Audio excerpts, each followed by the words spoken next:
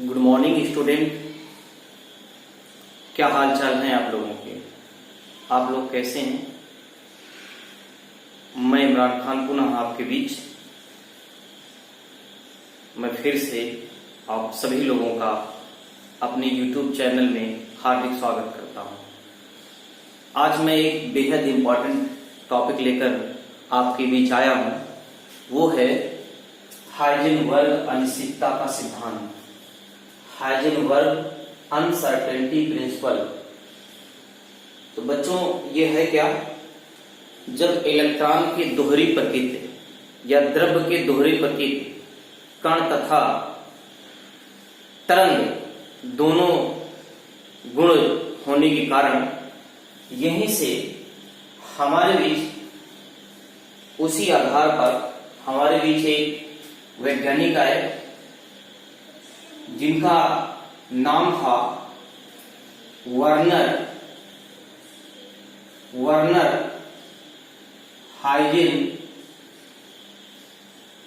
Heisenberg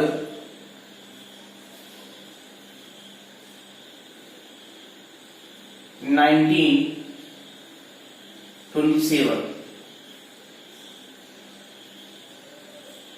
बच्चों, किस electron है?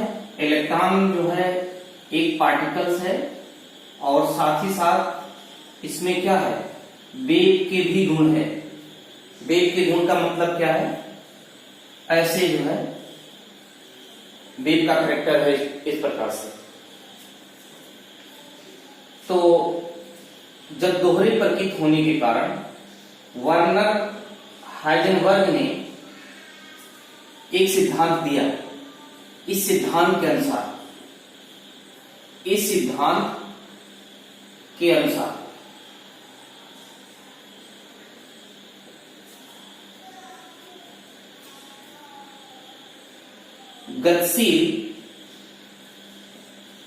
गतिशील सूक्ष्म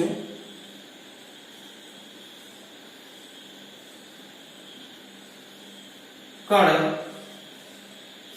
जैसे इलेक्ट्रॉन की स्थिति व संवेग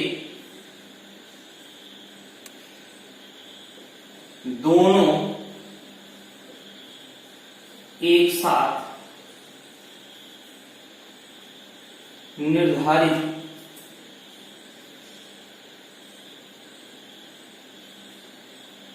करना असंभव है। तो किसी गतिशील सूक्ष्मकण जैसे इलेक्ट्रॉन की स्थिति व संवेग दोनों एक साथ निर्धारित करना असंभव है। इसी को क्या कहते हैं? हाइजेनबर्ग अनिश्चितता का सिद्धांत कहते हैं। इसका मतलब क्या हुआ? इसका मतलब ये हुआ कि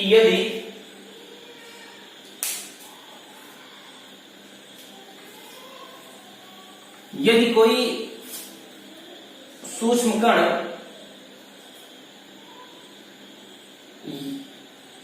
यम द्रव्यमान v वेग से गति कर रहा है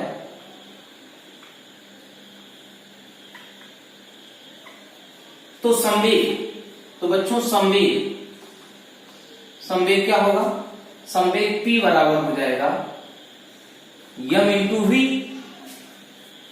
यदि कोई द्रव्यमान है, सूक्ष्म कण का द्रव्यमान है और वो v वेग से गति कर रहा है तो उसका संवेग m इंटू वी हो जाएगा। अगर संवेग में परिवर्तन कर दिया जाए, ये डेल्टा v कर दिया जाए, तो ये हो क्या जाएगा? मास तो वही होगा लेकिन उसके वेलोसिटी में क्या हो जाएगा? परिवर्तन आ जाएगा। ये डेल्टा v हो जाएगा। ठीक है।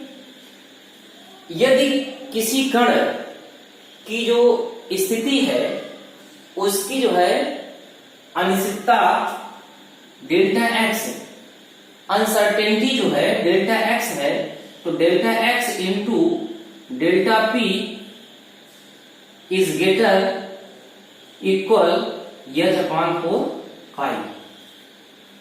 यही जो है गणितीय रूप है, ये गणितीय रूप किसका रूप है? हाइजेनबर्ग अनिश्चितता का ये गणितीय रूप है। यहां डेल्टा वी क्या है? मोमेंटम है, संवेग में अनिश्चितता है, और डेल्टा एक्स स्थिति है किसकी?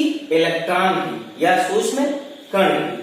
तो ये दोनों एक साथ आप निर्धारित नहीं कर सकते हैं। यदि किसी क्षण इलेक्ट्रॉन की स्थिति जो है सही सही ज्ञात कर लेते हैं तो उसके संवेग में अनिश्चितता आ जाएगी। यदि आप किसी जो है क्षण इलेक्ट्रॉन की संवेग मोमेंटम निर्धारित कर लेते हैं, सही सही ज्ञात कर लेते हैं, तो उसके जो है स्थिति में जो है अनिश्चितता आ जाएगी। सपोज दैट यदि मेरे पास एक चाक का टुकड़ा है, छोटा सा ये है चाक का टुकड़ा, और इसको हम उठा के फेंक देते हैं, ऐसे फेंक दिए। अब आपसे हम पूछते हैं कि बच्चों ये बताइए चाक का टुकड़ा कहाँ है, उसकी जो है पोजीशन बताइए। तो शायद आप ये कहेंगे सर यहीं आसपास कहीं होगा, एग्जैक्ट पोजीशन हम बता नहीं पाएंगे। उसी तरह यहां है, सेम पैटर्न यहां है। चाक तो छोटा है, दिख भी रहा है, इलेक्ट्रॉन तो बहुत ही जो है छोटा है, जिसका द्रव्यमान नगण्य के बराबर है। तो ये जो समीकरण कहलाता है, यह हाइजेनबर्ग का अनिश्चितता सिद्धांत का समीकरण है। होता क्या है? क्योंकि डेल्टा एक्स इंटू ये क्या लिख सकते हैं? M into delta we greater than equal H upon 4 pi. बच्चों और क्या लिखा जा सकता है? आगे हम ये लिख सकते हैं, यहां देखिए क्या लिख सकते हैं, फिर ये हो जाएगा delta x into m delta we greater than equal H upon 4 pi, और फिर क्या हो जाएगा? Delta x into delta we greater than equal H upon 4 pi into m. ये बात आपको बताने वाले हैं, ये चीज। मतलब ये भी कह सकते हैं आप कि इलेक्ट्रॉन की जो स्थिति है और उसका जो वेलोसिटी है, वेग, दोनों एक साथ निर्धारित नहीं कर सकते हैं। और जब हम न्यूमेरिकल हल करेंगे, हल करते वक्त delta x into delta we या का गुणनफल एच अपॉन 4 पाई से ज्यादा होगा या क्या होगा? बराबर होगा। तो हम न्यूमेरिकल हल करते वक्त करेंगे क्या? इक्वल कर देंगे delta x into delta v equal H upon 4 pi into m. ये हो जाएगा। तो बच्चों जहां डेल्टा एक्स क्या है? इलेक्ट्रॉन की स्थिति में अनिश्चितता है, और डेल्टा वी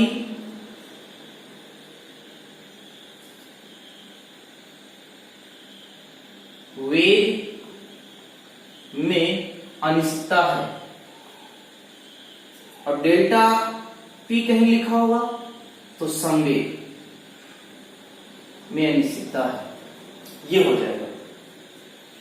इन्हीं घटना को जो आप देख रहे हैं, इसी को हाइजेनबर्ग का अनिश्चितता का सिद्धांत कहते हैं। अब सवाल इस बात का है कि इसकी जरूरत क्यों पड़ी। यहां हम बच्चों और भी देख लेते हैं। यहां H क्या है? Planck constant. इसका मान कितना होता है? 6.6।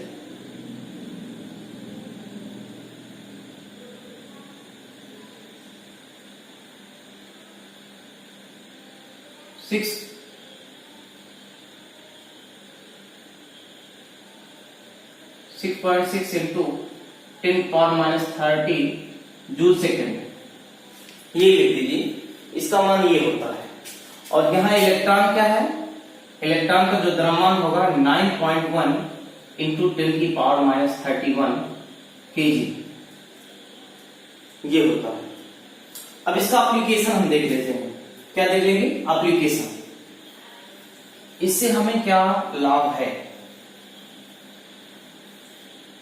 तो इसका एप्लीकेशन देखते हैं। प्यारे बच्चों, इसका एप्लीकेशन हमारे जीवन में क्या है?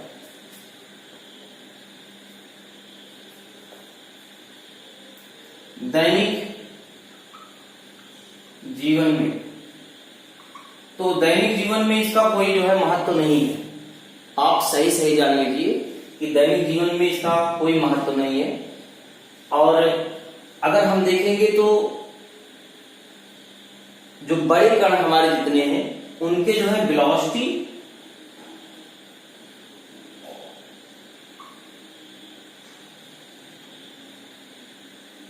व पोजीशन दोनों आप जो है निर्धारित कर सकते हैं। एक साथ दोनों निर्धारित किया गया है और कर भी सकते हैं। तो बड़े कणों के लिए ये नियम जो है लागू नहीं होता, लेकिन छोटे जो हमारे कण हैं, छोटे कण के लिए यह नियम लागू होता है। तो छोटे कण में शर्त क्या है कि अगर छोटे कण की स्थिति आप ज्ञात कर लेते हैं तो उसके जो है वेग वेलोसिटी में जो है अनिश्चितता आ जाएगी। ठीक है, अब हुआ क्या है, सवाल क्या है, इसके बाद क्या हुआ, यही इस थ्योरी के आने के बाद, प्यारे बच्चों, बोर का जो मॉडल था, बोर का मॉडल था, यहीं पे क्या हो गया, असफल हो गया, अर्थात फेल हो गया। बोर का मॉडल क्यों फेल हुआ? यहीं पर बोर क्या कहते थे, बोर ने ये कहा था इलेक्ट्रॉन, गतिशील इलेक्ट्रॉन नाभिक के चारों ओर निश्चित वृत्ताकार कक्षा में चक्कर लगाता है। तो प्यारे बच्चों, यदि इलेक्ट्रॉन जो है वृत्ताकार कक्षा में जो है चक्कर लगा रहा है तो इसका द्रव्यमान मालूम है, द्रव्यमान क्या है मालूम है, निश्चित है। और फिर अगर वृत्ताकार है तो उसकी स्थिति भी क्या है, स्थिति भी मालूम है। तो अर्थात बोर के अनुसार ये कहा गया है कि कण, किसी सूक्ष्म कण की स्थिति वह जो है वेलोसिटी दोनों एक साथ निर्धारित कर सकते हैं। जबकि हाइजेनबर्ग आ गए तो यही इन्होंने बात बताया कि नहीं, ऐसा नहीं है। इलेक्ट्रॉन का जो है यदि वेग आप निर्धारित कर लेंगे तो उसके जो है स्थिति में अनिश्चितता होगी, 100% होगी। और बहुत सारे वैज्ञानिक आए इनके नियमों का जो है, इनके नियम को जो है ये कहने के लिए, गलत सिद्ध करने के लिए, लेकिन गलत नहीं कर पाए और इनका नियम जो है सही है, आज भी सही है।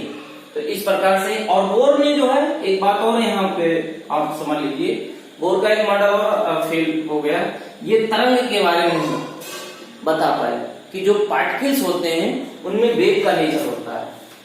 जो पार्टिकल्स है उसमें वेग का कैरेक्टर है, वेग ये इस तरह से जो है मोशन जो करते हैं, इस तरह से इनके बारे में भी जो है नहीं बता पाए। और साथ साथ जो है बोर का फेलियर का और कारण ये था कि ये अपना जो परमाणु मॉडल है, केवल एक जो है इलेक्ट्रॉन, ऐसे परमाणु जिसमें केवल एक इलेक्ट्रॉन था, उन्हीं पर जो है इनका परमाणु लागू होता है। अधिक इलेक्ट्रॉनों पर इनका जो मॉडल क्या हो गया, फेल हो गया। ठीक है, तो इस प्रकार से एक नई थ्योरी की जो है ओरिजिन हुई। ऐसा मॉडल जो है जो परमाणु की संरचना को जो है अच्छी तरह से व्याख्या कर सके, तो वो हमारे बीच में एक मॉडल आया जिसको हम क्या कहते हैं, क्वांटम यांत्रिक थ्योरी कहते हैं, जिस पर ये जो है आधार मान लिया गया है कि इलेक्ट्रॉन को जो है कक्षा में जो है पाए जाते हैं, कक्षा की अवधारणा जो है दी गई, तो उसकी जो है चर्चा हम बाद में करेंगे। तो इस प्रकार से जो है हम देखेंगे हाइजेनबर्ग अनिश्चितता का सिद्धांत जो है ये बताता है बोर के जो है सफलता का भी कारण। Thank you so much. Okay, best of luck.